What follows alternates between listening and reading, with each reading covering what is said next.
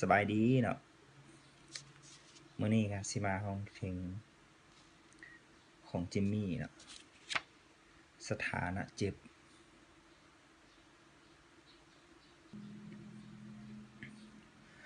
เรื่องของสองเฮา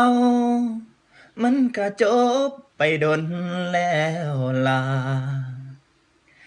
น้องเอ่ยคำลาฝากน้ำตาก่อนลาจากไปน้องยังบ่พอหรืออายบ่ดี เจ้าจึงจากนี้ไปมีคนใหม่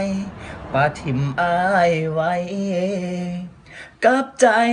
ห่างๆนั่งเหงา ขึ้นว่าเจ้าของลืมเขาจากใจอีหลี ขึ้นว่าสิหนี้จากเจ็บเคยมีนี่ไกลแล้วนะพอเห็นรูปเขาโพสต์กับแฟ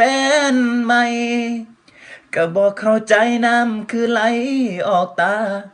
หรือเป็นเพราะว่าเฮายังคิดฮอดบ่เศร้า สถานะเขาแล้วเป็นหยังเฮาอ่านแล้วจึงเจ็บ เป็นหยังต้องเก็บ เป็นหยังต้องแค่ความเก่าความหลัง ทั้งที่โตเขาลืมเฮาตั้งดน แต่เฮายังสนฮักเพพัง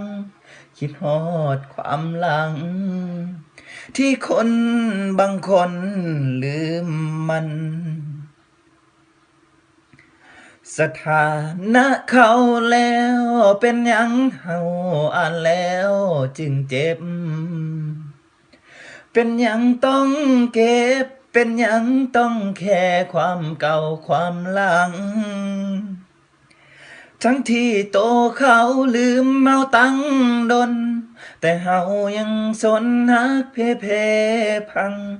คิดฮอดความหลัง ที่คนบางคนลืมมัน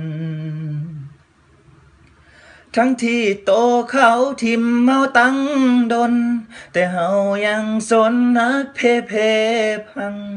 คิดฮอดความหลัง ที่คนบางคน